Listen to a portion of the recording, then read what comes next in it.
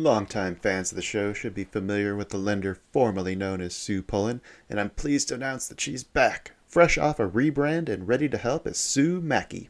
Sue is a certified mortgage advisor at Fairway Independent Mortgage, an equal housing lender who focuses on finding the right product for you and your needs. She has over 20 years of experience helping thousands of homeowners. Whether it's purchasing, refinancing, or even a reverse mortgage, Sue will help. Sue's licensed in 36 states now, so reach out and let Sue Mackey it happen for you. The best way to reach her is just give her a call at 520-977-7904 or in an email, spullen@fairwaymc.com. Fairway Independent Mortgage has an MLS number of 2289. Sue Mackey has an MLS number of 206048. That email again, spullen@fairwaymc.com, and that phone number is 520-977-7904. Shoot Sue an email and let her know she needs to update that address. Disclaimer time. This is where I tell everyone to lighten up. It's just a podcast. Trading is like that roller coaster at the amusement park. Thrilling, unpredictable, and potentially stomach-churning. What works for one person might leave another clutching their hat in the wind. Our hosts and guests, they're awesome, knowledgeable, full of insights, but we're not financial advisors. So don't rush to make any investment decisions based solely on our banter. Always consult with a professional or do your own research. Plus, let's face it, we like to have fun, laugh, enjoy the trading ride together. It's all in the name of good podcasting fun. So remember, take it easy, don't bet the farm, and keep your seatbelts on at all times. Thank you for listening. Hello, everybody, and welcome to the China Shop, home of the Band of Traders podcast, and also known as the ambiguously get. Yeah, I don't know if I want to finish that line. Motherfucker! Are you fucking kidding me? I'm your host, Kyle. Joining me tonight, we got Vata Trading's Baba Yaga, as is tradition. As alluded to there, it's going to be a dynamic duo tonight. We've got Mr. Banks still dealing with a newborn. Flary, I think, had something going on. Purdue's got soccer games in the morning. So just the two of us, bud. But you're my steady Eddie, you know? I You're know. the dependable I one. know. I can always count on you. I know. So yeah, it'll be a dynamic duo tonight. Baba and I are planning to talk about trading multiple accounts, and that'll probably lead into a digression into systems that we use to protect ourselves. After that, we'll sum up the week in the good, bad, and ugly. And this week, instead of making our own bold predictions, I think we're going to take a look at a couple others I saw that caught my eye this past week. Yes. Speaking of which, we should check in on last week's results after we do a little self-promotion. Baba, you got anything you want to promote tonight? You know what? We're gonna swing it back around to the good old days. If you remember, when we first started doing trader evals, we had so many to do, and then it feels like we got through a huge chunk of them, and then they kind of tailed off. And today we had the opportunity to do another trader eval, and I just remembered how valuable they are if someone has never slowed down and asked themselves a lot of those questions and worked through them. Oh, yeah. So I'd love to promote the idea of whether we go over it together, like with Banks and myself, which is what we typically do. But if you go to our Discord, you can download a trader evaluation and just fill it out for yourself. I mean, if you do that, we'd be glad to go over the results with you and give some outside influence. But it's on the website as well. You know, I might actually redo that just to see if there's any changes. I'd be curious to see what you guys think of from the first version to the next, like what the comparison looks like. Well, I still have my notes. I found my notes the other day from your first one. Oh, yeah? How'd that go? Mm-hmm. How's that look? Well, it'd be very different, I think, if you did it now. Maybe we should talk about that. Well, I'd have to find the notes, but... Right. All right, let's see. As far as show news goes, next Thursday's guest should be the Rickest of the Ricks, assuming that the recording that got scheduled with Slick Rick gets completed and edited on schedule. And then Cleo and I are going to be doing another Humanity recording, this time with Andrew Longwinter, I believe, on Twitter, formerly known as Bigfoot. And then Cleo's been asking me to be the subject of one of those, and I think I've finally given in. So if you're on the Discord and you have any questions you want her to ask, then shoot her a DM. As always, if you want to send us a message, you can do that via Twitter at FinancialInept1, or you can join the Discord and just slide into those DMs. Nice. Visit bandoftraderspodcast.com to browse the guest directory, check out the deals and discounts collected over the years. So, all right, let's check in with those predictions from last week. Can we call Banks' prediction good? He said no rate cuts till June. There's no FOMC meetings scheduled for the rest of this month, right? We just had the most recent one. Yeah, I think he wins that, right? I think that's the boldest prediction that's won yet. Yeah. I still have one outstanding that you're going to have the best month since turning pro this month. I think that one's still looking good from what I've seen of your trading this past couple weeks. Yeah, it's looking really good. And then we had some NBA picks that we kind of floundered our way through last week. We all tried to pick some winners. You had the Cavs, Baba, though they lost to the Celtics. They're out. T Wolves to win it all by Fleury. They're tied 3-3 going into Game 7 versus the Thunder. PS had the Knicks to win in 6. Game 6 is actually ongoing as we speak. They're currently down by 15 right now, it looks like. And then what did I have? I had the Mavs. Mavs are leading, getting ready to play Game 6, I think, tomorrow. So they have a Yeah. shot at closing out and advancing. Go Mavs. Not gonna lie, that was pure luck. I have no Well, idea anything about basketball. it takes some luck sometimes, you know. I know, right? All right. Should we just dive into a topic today then? Yeah, man. Let's get it. Okay, so there was a little bit of confusion, I think, when I was trying to pitch this one to you before the show started. Trading multiple accounts. And I don't mean it like in the sense of like linking a bunch of them together, trying to spread out your risk and, like having 10 accounts and trading one mini in each account like that. More what I was thinking of was like, how do you juggle having multiple ones? Like I know you have more than one prop account, but you Yeah. got the slew of the Top Step X accounts, and I've heard you say that you use those on days that you know you historically don't perform as well to try to pass them on those days. Yes. I definitely treat those a little differently than maybe I would recommend if somebody was trying to get going. Mm-hmm. That's for sure. Well, can I tell you kind of how I've been treating them, and then just kind of get your thoughts Yeah, on yeah, yeah, that yeah. approach? Yeah, Maybe if that's you had great. some better suggestions. Yeah. So basically, what I've been doing is I just rotate the accounts based on the best performing one I don't touch, and I try to trade the worst performing ones, and then I try to bring it up to the point where it's no longer the worst, then cycle back to the lowest one. Because I found every time I hit a new high water mark, it tended to lead to some bad trading afterwards mentally. And so I don't know if that's maybe just putting a band aid on the issue, but it becomes easier for me to trade knowing that that account is safe and I'm not touching it until another account exceeds that one. So you're kind of working them up Right. like stair stepping. Yeah. Gotcha. And then I'll typically have like one that's just sitting at like breaking or got reset, and then that's the account that will be my. I've taken a drawdown and account I care about. Well, let's go see if we can make some progress on this one instead, knowing that if I damage that, I don't really care about it. I gotcha.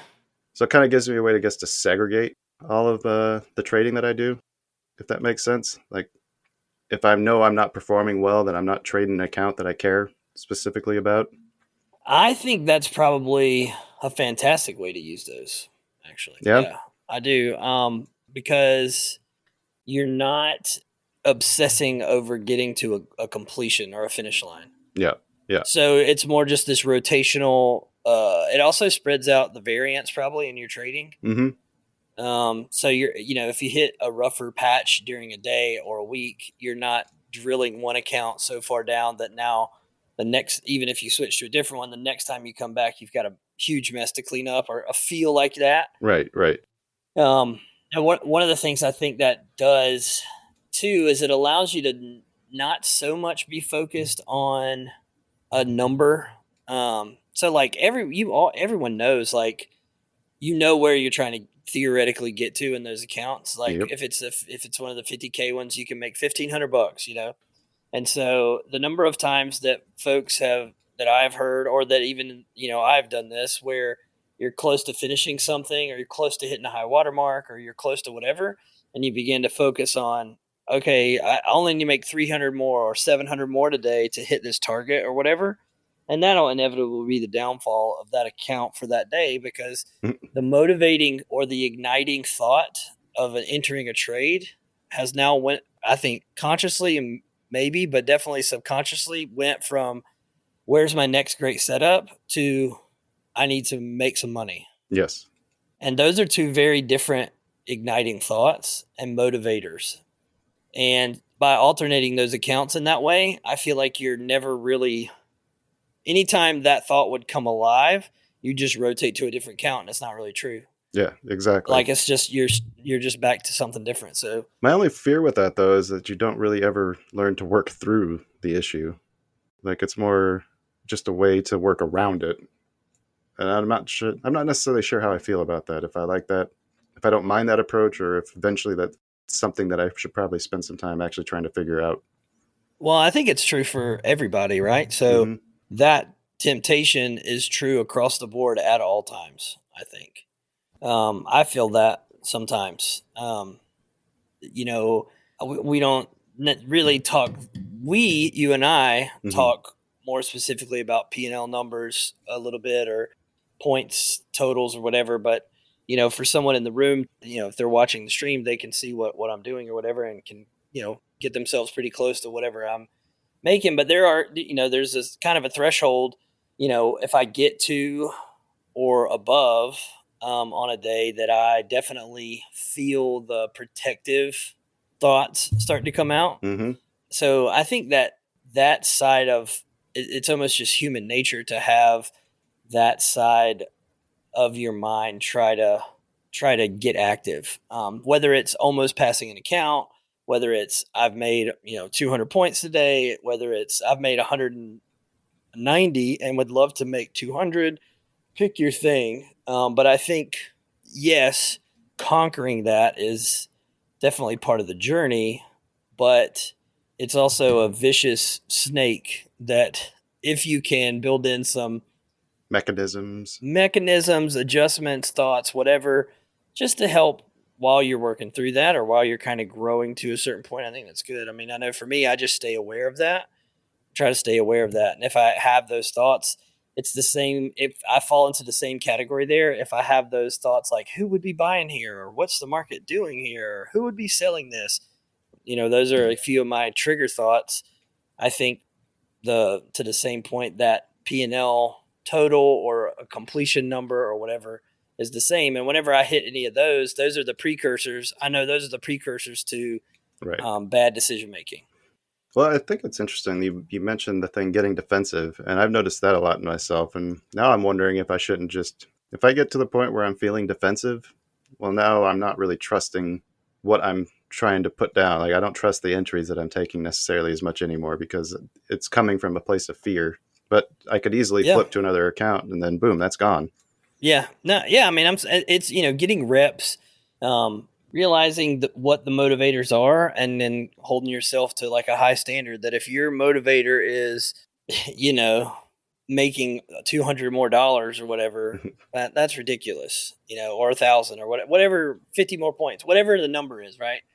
The thing that anytime we start to falter that direction, this just should be a big caution flag, that the main igniting thought should be, how good of an opportunity is this? Mm. What am I looking at right now? I talked to a trader this week. I actually was late meeting, I think, with you, because I was meeting with him in person, a guy from our room who lives local, which is so cool that we have actually quite a few that live close enough to me that I can get together with.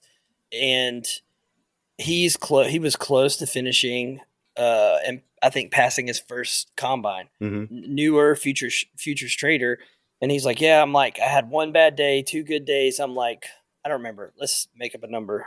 So I'm $300 away from passing this combine. I think that's easy to do tomorrow, talking about, or by the end of this week or whatever. And I said, here's the thing.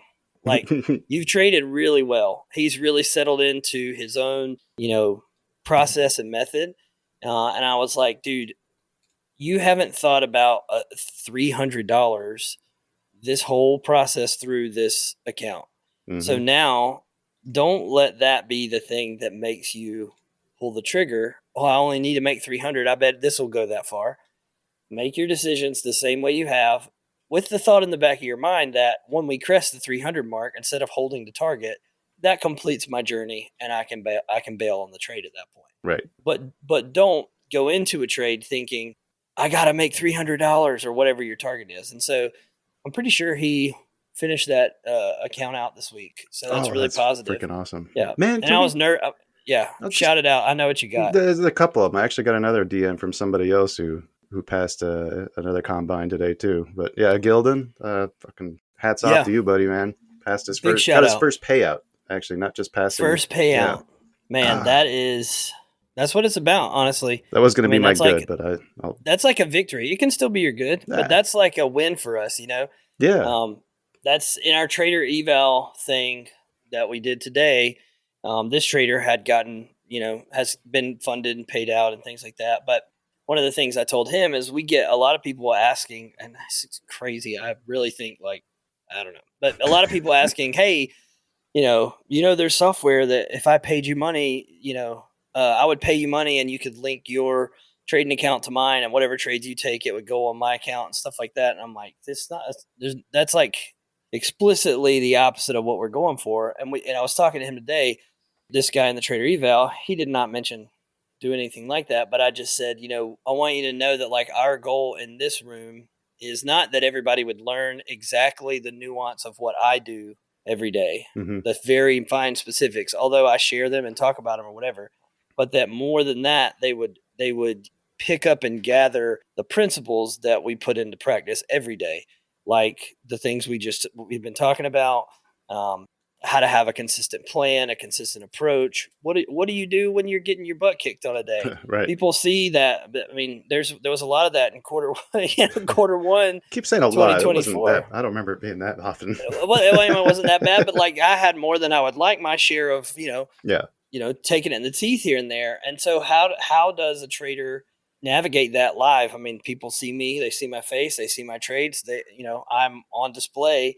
And the goal is that we would, those of us that are more active on voice and trading live would model the type of values that lead to consistent profitability. And so I was just telling him, whether your methods are different than mine, or you pick up a little bit of things from me and a little things from Kyle and Purdue and Banks and, J Mac and all these other guys, if you pick up nuggets, that's great, that fit into your system. But the bigger win for us is having a group of people that are kind of pulling for each other, modeling good behavior, and encouraging one another towards like what it takes to make it in this deal. And so, yeah, like hearing that he got his first payout, that is awesome. Especially knowing that I think he ended up getting his membership through winning one of our contests too, which is just amazing to hear. M period challenge, free membership if you win. No, actually, this one was the bracket challenge we did for March Madness. Or the bracket challenge. Okay. Yeah. Legit. Yeah, it's a win. That's a win. I would love to. We should start a tally of either paid out accounts or past accounts, or first time payouts or milestones to celebrate with people. Whatever, a milestone of P&L, a milestone withdrawal, first past account, new past account. Maybe we could make a channel for that, for people to shout themselves out in the room. I fucking love that, man. Yeah. We have enough places where we can talk about the shitty bad days, right? Yeah, right. let's too, some like celebration too. Yeah, like celebrate, and too, like it's like encouraging. It's encouraging for me to hear success. Like, one person we should also shout out. I assume that he's still. I feel like his strategy was fairly solid, and he was pushing it on down the line as far as in his execution of it, because we talked a couple times and he's been in trades on the right side of stuff. He was the other one I mentioned. I wasn't going to mention his name. Big shout out to him, because what he's doing is completely different than what I do or you do or Banks or anybody, but the application of the concepts and all those things are wins for me. Like that's why we're doing it. I'll tell you what, man, when he started sharing that stuff that he was working on, my eyes perked up. I got real interested. Yeah, for sure. Now, that doesn't happen all that often when people share their stuff. Like, there's something he was onto that I think I can see too. I could see myself using some of that. Yeah, an interesting thought, cycling back to the accounts thing that ProShot threw in here. Tolerance is definitely a key aspect, but on things like the greed cycle, sometimes it's better building a discipline to solve the behavior rather than tolerance. I like that. Yeah. I like that. Building a discipline. What does it mean? You got another sentence you could put about that, ProShot? I think I know what you mean. Can you explain it to us? Say it to me like, what did Flair say the other day? I'm going to need you to either say it to me like I'm 5 or get on a call. Type it out like I'm 5 or get on a call with me. I sent him a bunch of pictures and he's like, I don't. I think I know what he means. I think he's saying that like you can make yourself numb to some things, or you can build up the habits in order to not have to worry about them anymore. Right. Yeah. Yeah. Like I feel like I'm building up a tolerance to the emotions of trading. Like I feel like I'm getting to the point where I burnt out a lot of the emotions, but it might be better to build discipline to not have to, worry about that as much. This is true. This is very true. There was something else that was mentioned in there. Oh, you were talking about the conversation you had with the eval today, Yep. and like I was thinking about that, like reflecting a little bit about that today, and like how I just man, I feel like I'm starting to see some patterns and things that really speak to me. Like I've never experienced the kind of clarity that I've had in the last couple of weeks. Yeah. Well, when you sent me your point total from your journaling or whatever, I was like, "Holy, Yeah, dude, that's how long has that been?" it'd be like mid January. Okay, And then the start of that was also not great either. you'll have that. I don't know if you look through the daily and I need to go through the days now and see if there's certain days that maybe I should not lean into as much. Yeah, I mean, maybe the other thing is, I feel like from January to now, the last maybe it's my own self like filtering the information, but I feel like even in the last 8 weeks or so would maybe be a different application of your trading abilities than January, February, March, maybe Well, January, if I'm being February. honest, like I had the right areas. Like I was Yeah, typically trying to take trades in the right spots, but I just didn't have any clarity on what I needed to see in order to confirm yeah, those entries. So it was more yeah. just kind of like, oh, we got the spot here. I think this should work. Let's try Huh, give it a whirl. it. Right. Yeah. Whereas now I've seen enough of those. I've watched enough of the interactions at those spots where something just finally jumped off of the charts at me. And it's like, wow, I can see that. I can see that everywhere. Now it's all I can see. Yeah, that's kind of what you want, right? Yeah. I I mean, mean, it's it like takes time. narrows your what fits in your what when the market's jumping through your hoop. You know what that looks Right. like. Right. I mean, that's huge to be honest. I don't know. I feel like we're naturally transitioning away from the funded account conversation, which is fine. Yeah. I'm fine with that. Um, but did I guess we? I mean, I guess in short, I agree with how you're doing the funded accounts, and I think it's great, and I think you should keep doing it that way. I will. Well, there was kind of I mean, there was almost two parts to that because, like, part of the conversation there I envisioned was the way I was using that to kind of protect myself from myself too. Yeah, I was curious if you had any other systems in place in order to stop you from doing damage on those days when you just can't stop yourself. yeah. So I don't like to lose. I don't like to lose more in one day than I typically make in a day. Yeah. Now, some people say 2 or 3. That's like too long of a leash. Right. For me, it feels discouraging. It feels like I have to shoulder up and kind of really perform the next time I'm up to bat, like I'm in the market. I'd be tempted to hold longer, size up, even the next day I would after a say red day. a 3 day hole is basically you're throwing away the week almost. Yeah, yeah. And so for me, I really part of what's helped with all of that is paying attention to when I'm trading, Hmm. when I trade the best, when my setups are the best, and trying to lean into those times. And then, like we've talked about, like we get to like, that lull late morning. Hmm. Um, and I just know that my stats, not just my performance, but my back testing shows that like that time is no good. So if I've had a rough morning, if I just carry on trading into now I'm mentally had a tough morning theoretically, and now I'm trading in a less probable time for success, that's a recipe for disaster. Yeah. So if I'm going to trade again or have a second session in a day where the morning session wasn't great, I just come back at like 1:30.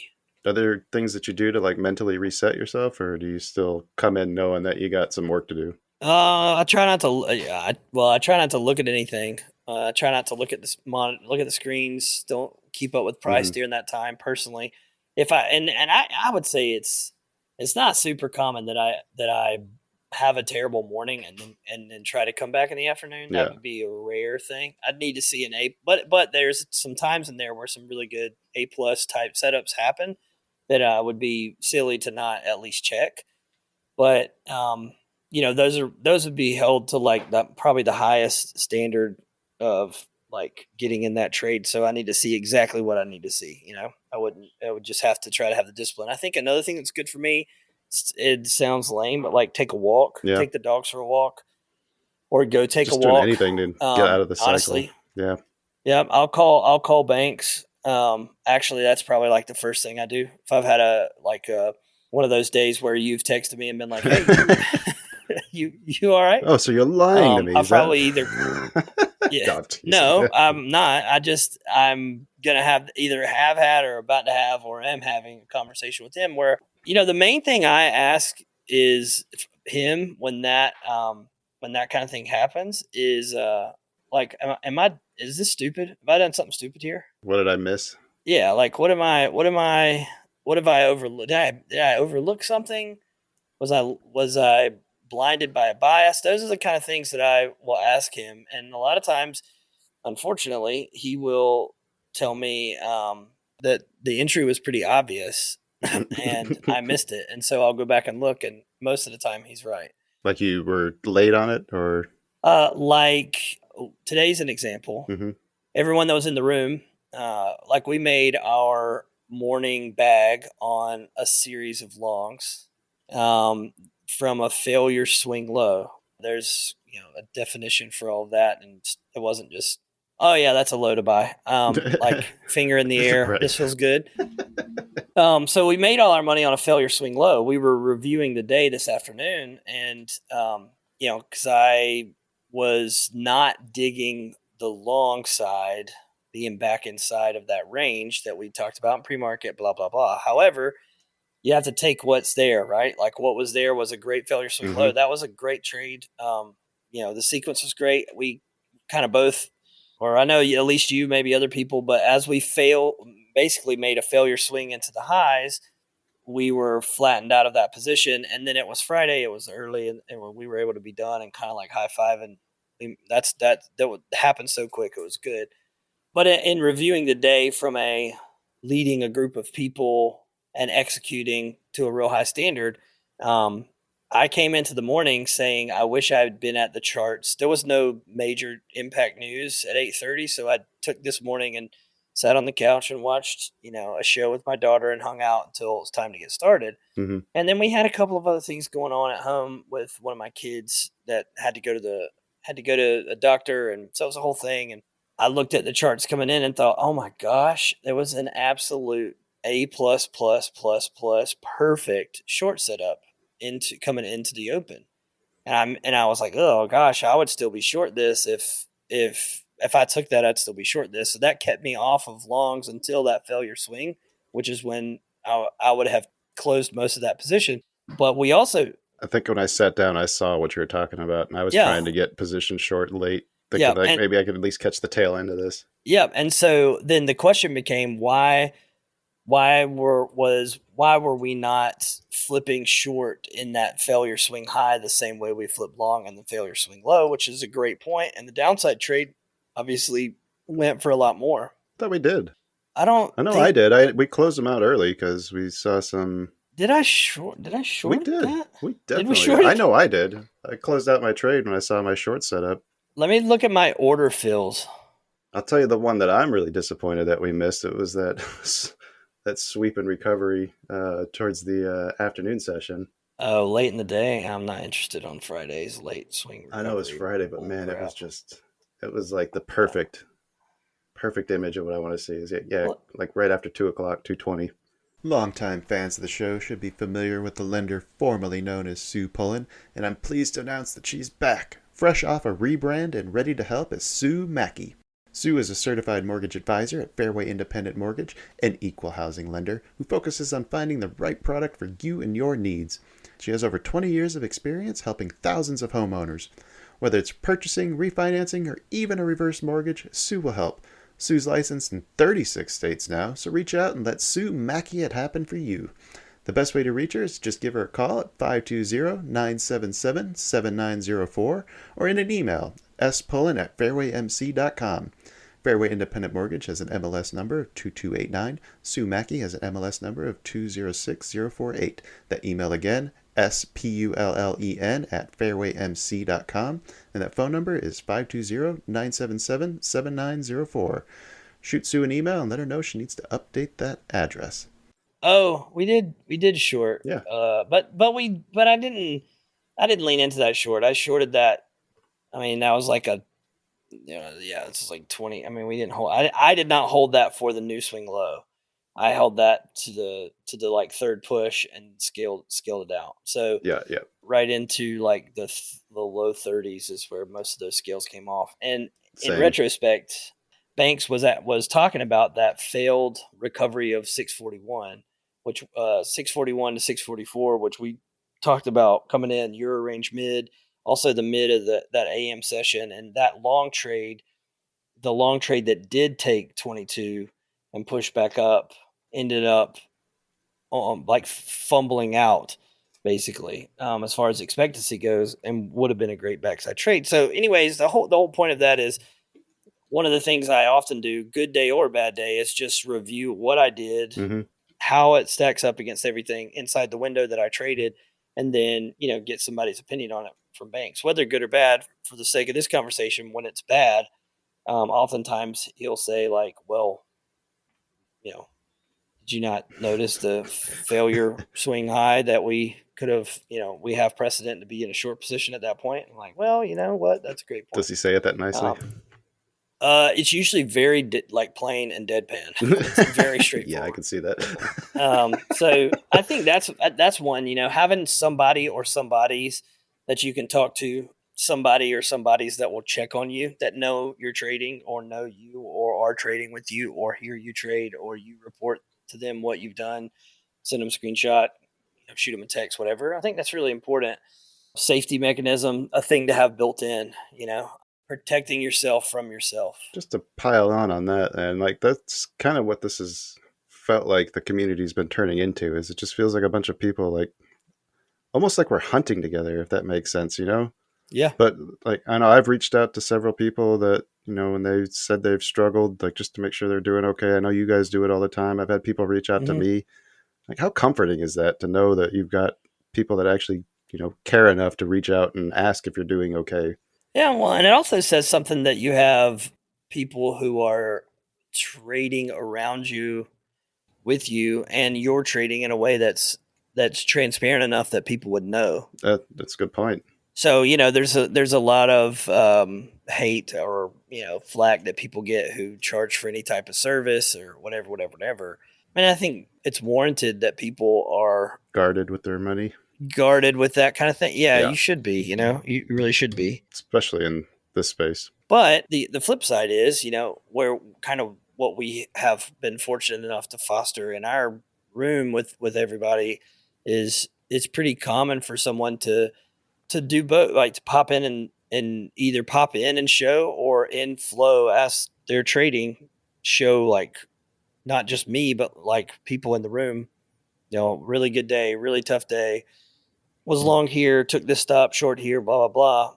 And like, there's a measure of transparency. I'd like to think that because everyone sees effectively everything I do, except for like that one day when we could not get my screen to share on any platform.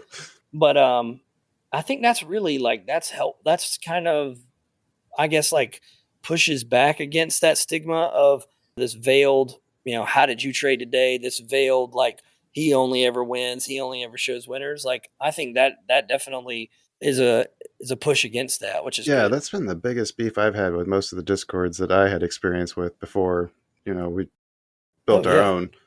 Like Yeah. that's something Well, that we, try to do with the China Shop Discord back before we ended up merging with you guys, was like, hey, that's not everything's winning. Like, we're going to talk about yeah. the losses, because those, I think, matter more than the wins. And it can be very discouraging as a new trader to walk in somewhere and you see nothing but wins. People are only Yeah. posting their wins, and it makes you feel like you don't know what the fuck you're doing because you're not winning. Yeah. Yeah. And I think, to that point, while we're on the subject of transparency and fills and trading results, very rare will I post my daily P&L. Mm-hmm. I've done it a few times. It just feels awkward. It feels gross, doesn't it? It does, and that's not to say that every day. I mean, I'm more apt to actually. I think most of the time, I don't do it every time. Almost every time, if I have a red day, I'll post or mention the red day, Yep. or I'll do a trade review and talk about the red day, or I'll just like on voice be like, hey, this is not it for me. I'm down today. I'm gonna call it good here, and I'll hang around, answer questions, we can talk. I would rather be overly transparent about that Mm-hmm. than to um, Pat you yourself on the know back to a bunch of strangers. yeah, I mean, if I came back from trading last Friday and just blasted the room, or on Monday and just, went on about how great I am, what what does that do for everyone? Look, let me show you how many points I made. Right. I mean, you hit a milestone. Okay, post it in the channel. We'll celebrate with you, but that doesn't need to be Yeah. the every week. Yeah. So for clarity and for whatever, like I usually don't post my P&L at the end of the day because of that. I've been in rooms where you feel like, how in the world, how do they do that? Or I'll never be able to accomplish that. Or even on red days, like, I can't believe they lost that much. Oh my gosh. Well, you don't know the scales of Right. you know what I'm saying? Yeah. Like, losing 100 points in micros is way different than losing 100 points in minis. Okay. Like, I'm not sure Yeah. if No, I know. and to the same token, making 100 points in micros is the same or it's not the same, is way different than making 100 in minis. And I'll so take your word on that one. posting a total P&L, like, it's just, I speak in points most often. I think points keeps it accessible because whether you're trading Yeah. micros or minis, you can understand points. And everybody sees too. The other thing is everybody sees the number of contracts I'm trading. One of the things that I've also been focusing on lately is that like profitability per contract, Mm-hmm. or like your risk adjusted idea on returns. So Hmm. if I'm trading 6 or 8 lots, but I'm yielding 70 points a day, that is like, for me, in my opinion, that would be a really bad, or a pretty bad ratio Mm-hmm. of risk, what you have, and it depends on how you put the risk on, but then versus if you're trading, maybe 3 to 4, and you can Still get get that close to stretching that. out, stretch that out a little over, Mm-hmm. like, if you can, I'd like to trade 3 or 4 and like to net over, whatever. I don't, it's starting to feel awkward, so I'm going to stop talking. Well, why don't we just go on to some good, bad, and ugly then? Hey, you know what, Kyle? Yeah. Let's go on to good, bad, and ugly. All right. Well, since I already kind of started, I guess I can finish it off. So I already mentioned a Gildan, but yeah, congrats on your first withdrawal, man. That was going to be my only good, but after the rest of this week, as it went on, I had to write something for just the feeling the more confidence in myself and execution. And we already kind of talked about that, so I'm not gonna dwell on it too much or speak to it on too much. But plan for that is just to continue developing and back testing, and I want to see if I can build some momentum on and leaning into this idea. The bad and the ugly. So on Thursday, I'd let frustration get the better of me because of what I was talking about earlier. I kept any damage that was done to localize to the worst performing account, so it didn't really hurt. In fact, I actually made money on the best performing account, so I was actually kind of happy with the day overall. Yeah. I know I did see, though, that I'm still susceptible to biases, and I finally, I think, made a recognition of something that should help with that. So not once, but twice this week, I saw my setup while I was in a trade form in the opposite direction. So I Oh, was yeah. I was long and then a short setup, one that we've been talking about. Like I see that form, and I'm like, looks like a pretty good short setup, and I did nothing with it. Not once, but twice. So first time is bad. Second is ugly. That's tough. But the good, Yeah. and this is what I wrote in my journal after Thursday. Entered long after the sweep and recovery of 666. Trade hit TP1 and was looking good until 1530 rotations. This should have triggered a short entry or closing out the long position, but I didn't either. Second time this has happened recently. Will there be a third? And guess what? There wasn't. It happened to me twice today. Oh, And both times I either closed the trade out or I flipped direction. That's why I flipped short on that there you go. off of that long that we had, and why I closed out my short early. It's because I saw my setup for him. I like that. Yeah, it feels fucking good. Yeah, it feels Feels like I'm learning. good. You know what? That's amazing. Mhm. Who would have thought it? Who would have thought? Kyle I know, learning. right? It's only been I'm just 3 kidding. years. Dude, we didn't do this earlier, and we do this every so often. I feel like we have to remind you really, and you seem to be more open to it now, but the strides you have made and are making, I mean, that's just like what it's made of. I Mhm. mean, that's what the kind of track record that you're starting to build and the confidence that that's building in you is, and I feel like you took it on the chin long enough. Up until this point, it feels like I've had like 2 of the 3 things figured out, or 1 of the 3, like enough to be able to kind of stay above water, but not to really make any progress. And it just, I don't know, it feels like I might have leveled up finally. You think? I think you have. I definitely think you have. Well, what's your good? So good. Good is that last Friday we traded Vico with Vico and the guys from Trader Pro, which was freaking was fun as awesome. heck, dude. It was a good time. I was proud, I'll say. I mean, it's not too awkward to say. I was proud of how I guess like represented our crew and, performed in a different, totally different people and around different people and streaming on YouTube, whatever. The recording's out there, you can go check it out. That's not easy to do. Yeah, I mean, I tell you what, I actually enjoyed it a lot, and I also feel like I've been trading in front of people so long, it's I don't really think anything of that part. Mm-hmm. But then when you go to like a completely new group of people, that probably have undoubtedly a different approach, then it's like it was interesting again. So that was cool. The good of that is that I thought that I was like, that was a really good day. That was really good. I'm really proud of that. And then I kind of came up into this week thinking, let's build on that kind of feeling like momentum, Yeah, like it yeah. was a good day, and then eclipsed that day by a nice margin early this week. Oh, that's right. You did message me. On that Yeah. on that one day I messaged you. I was like, holy dude, what are they just giving away today, man? Jeez. It just felt so easy. I just had gotten into a place like a couple months ago where I felt so labored and everything, and now I feel so free. Yeah. And it's a lot of fun. So that's the good, man. Like I just enjoying having a little mojo back and feeling good about what I'm doing. It's been 100-point it's been a runners. long stretch. Yeah, it's 100-point runners. Is he back? Yeah, it's been a good. Well, I'm happy with what we're doing right now. We'll get there. Just give me a little more time. I need a little more time. A little more time. We'll sweep some edge. That's what some of the work that I sent you earlier is. Yeah. Working on some of those stretch targets, or maybe even some options positions. Options, I think, would be based fun. off of that work. It's going to be really interesting. I can simulate a lot of those in Think or Swim, how those options positions would have paid out if you wanted. Yeah, well, yeah, I would love to play with that. Those are so that's the good. The bad is I did have a bad one crappy day. What was that, Tuesday? I think. Was it Tuesday? There was one day that just wasn't great. There was I think it was a red day. Pretty sure it was Tuesday. I just want to make sure I didn't have a sympathy red day with you. Because I think those have finally stopped too. Yeah, I don't think you did. No, my bad day was Thursday, I think. Let's just say a day. How about that? That's fine. It was a day that was just, and I think looking back at it and talking to Banks, it was just kind of, just wasn't really doing it for me. Right.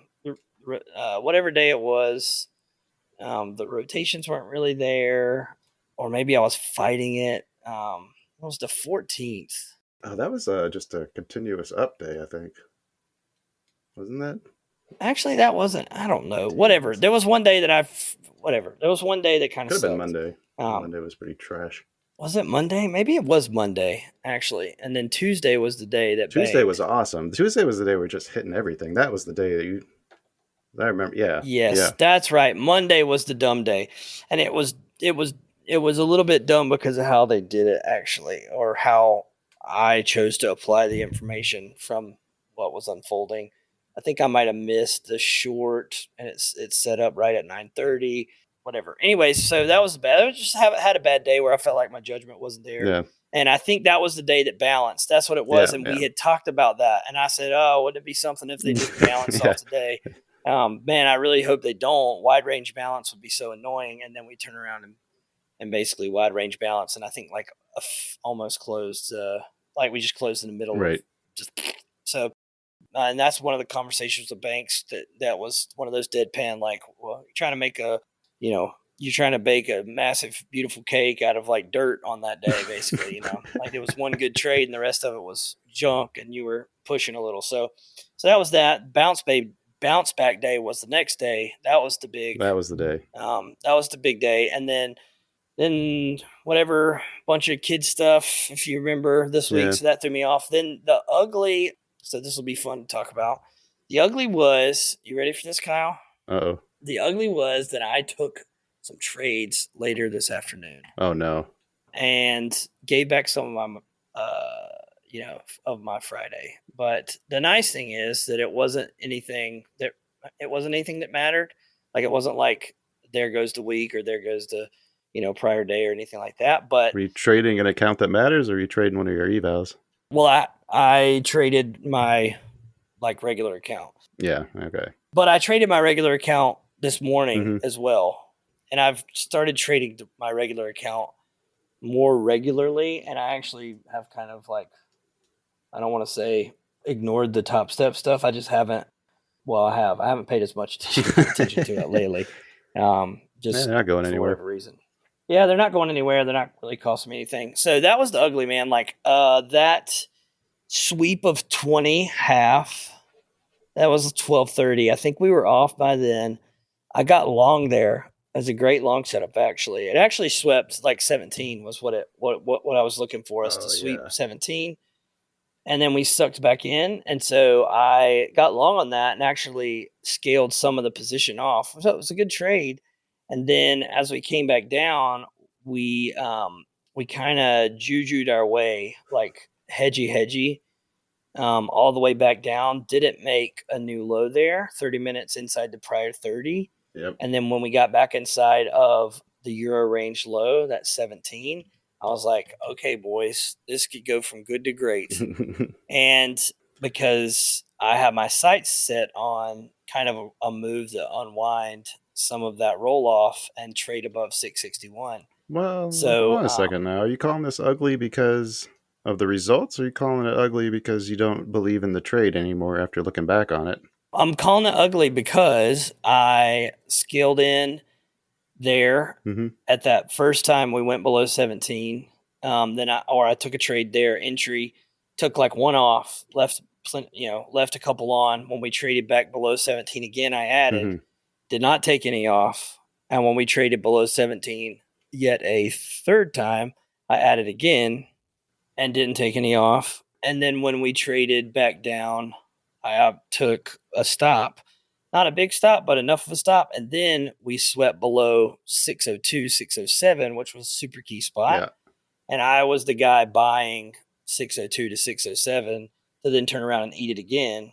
And then I was like, what are you doing? You've just eaten a fair amount of points right in the face on trades. And here's why it's bad. It's not bad. I'd say the first setup was A+. The second setup add was fine. Not scaling anything was not good. An additional add inside that compressed 30-minute range, at least at that point, it was pretty tight. Wasn't the wisest. And then the later entry, once we capitulated out, there was a better entry, but it came at a better time, which was after that 2:30 window opened. And that was when there was actually not only price being aligned, but there was opportunity from a time standpoint to be in that trade. And at that point, I was like, I'm not touching anything else. The reason it's all bad or ugly is because we finish Fridays before lunchtime. Right. And Friday afternoon, no matter the setup, is not a time that I trade, period. I just don't ever. I mean, I don't remember the last time I traded a Friday afternoon. I think to be honest, this ugly was the product of the run from the week and how well I was like, I don't know, nobody touch this. It was just, it didn't get out of hand, but I was just really disappointed after that. man, what are you doing farting around on a Friday afternoon? Kind of sounds like you were married to the trade. I wrote this in my journal from the events on, I think it was Thursday, where I was married to the trade outcome that I envisioned to the point where I had already believed it was inevitable, and I couldn't stop myself from trying to Yeah, buy and it. and look, there's a case for you know what I have precedent for is I have precedent for that entry basically fail that first entry and basically where it went to is like the TP on that trade, like that's Yep. core off. And so it just, and I don't know, you sometimes you do stupid stuff. Today was one of them.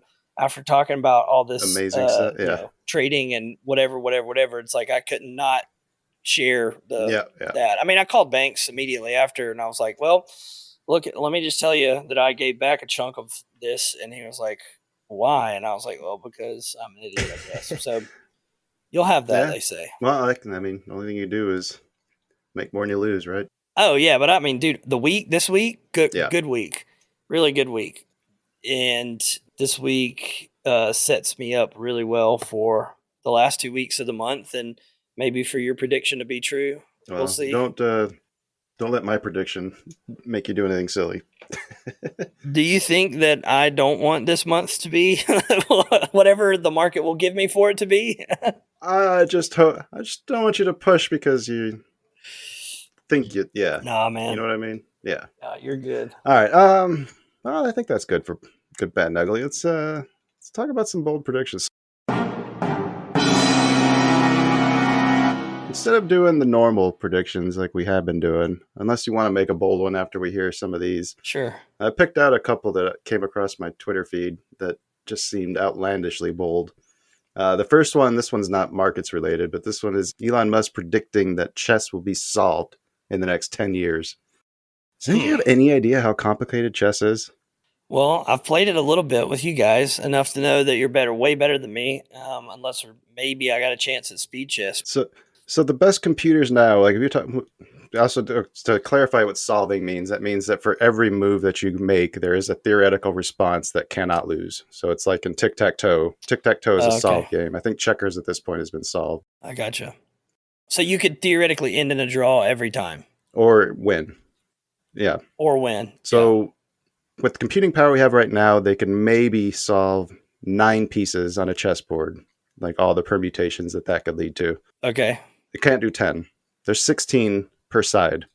So the orders of magnitude that you have to get to in order to try to actually make that prediction come true, unless quantum computing is like the god to computers that it could be, like I just don't see that happening. All right, the next one I saw, and this one I wish Banks was here for this one. God, I'm gonna have to find let me get the article here. This is on Reuters. I can never say that right. I don't think anyone can. Nomura analyst Greg Hentrich told reporters that he believes that almost 50 lenders could fail in the coming years under pressure from the higher interest rates and operational problems. 50 lenders. 50. He thinks 50 banks are going to fail. 50 banks. That's a fucking bold prediction. Yeah, what have we had, like 6 in the last forever that 3 anyone last really year, knows? and that was I think the what do they say? They're saying I have heard rumblings of the pressure on like community level banks. yeah, and that's what I think they were talking about, or that's where What, this is coming from. 50? Yeah. So apparently that prediction or projection is in line with the FDIC's list of problem banks, quote unquote. At the end of December, there was 52 banks on that list, and that's the highest since there were 55 at the first quarter of 21. He also is Wow. expecting some more consolidation. He says the U.S. has 4,500 banks, and he thinks that the right number for our market is expected to be around 2,500 over the course of the decade. So, My gosh. yeah, that just seems a little bit excessive, right? Yeah. I'm gonna have to go. I'm gonna have to go no on both. We won't know Yeah. the results of either for a long time, but I agree with you. Those are kind of outlandish. Speaking of predictions, the Pacers did end up winning, beating the Knicks, so that game's going to Game 7. Oh boy! But I think if you do want a bold prediction, I'll throw one out there. All right. I'm going to say that. Let me look at the chart real quick here. I'm going to say that for the rest of this year, we don't trade below 18,000. All right, hold on. I want to say 17,000, but I want to make this bold. Hold on. There's absolutely nothing in that prediction, by the way, other than just me wanting to be bold. Okay. Or at least till the election. 18,000. You know what? Yeah. I don't hate it. Yeah. Yeah. Damn it. I mean, I thought that was outlandish. well, did you look at this? I mean, I sent you a screenshot that shows 18,000, 18,051 half, and 82 half, all three being super significant. Yeah. So, yeah. Maybe it has a shot. I'll go ahead maybe and it write has that a one shot. up. We'll see. Okay. I think the more important nugget would be, what do we do with 18,607 coming into next week? What do you think? Well, right now we're above it. So, we're 20 points above it.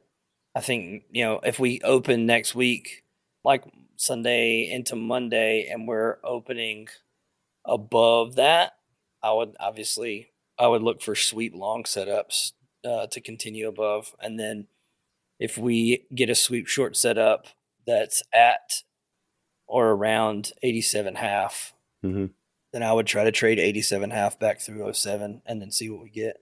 It could really unwind under there. I think there's a couple hundred points of meat on that bone if we can accomplish That's that. actionable, but not exactly bold. But that's okay. Yeah, it's not bold prediction. Bold prediction, to go against Kyle, we trade 17,716. How about that? 17,160. 17,716 before the election. All right. I'll write them down. Why not? Why not? You want bold? There's bold. There's some fucking bold for you. All right. I think that's probably going to do it for today's episode. Thank you. I'd like to say thank you to Baba for being my rock, my steady Eddie tonight, and everyone who listened for sticking around till the end. Remember, you can show our panelists some love. Click on those links in the show notes. Remember to check out that combined Discord where you can trade Friday end periods and maybe even take down a bear goes along with us. You participate in our bi-weekly strategy development calls. There's all kinds of stuff we do in there. And if there's stuff that you want us to do, man, let us know. We're happy to create some events. We'll be back soon with another exciting episode, hopefully more impressive than Elon Musk's ELO. But until that day, like, share, subscribe, exactly in that order. I was very wrong last week. It matters a lot. And have a great week. Legit.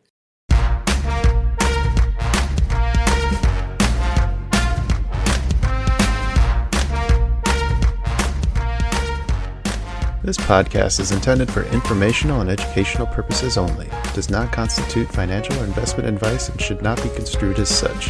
The hosts, guests, and contributors of this podcast are not licensed financial advisors, brokers, or professionals. Any trading or investment decisions made based on the content of this podcast are solely at the listener's discretion and risk. Trading and investing in financial markets carry inherent risks, and past performance is not indicative of future results. Listeners should conduct their own research and seek advice from qualified financial professionals before making any financial decisions. The views, opinions, and information shared in this podcast are those of the individual contributors and do not necessarily reflect the views or policies of the podcast creators or associated organizations. Produced by China Shop Productions.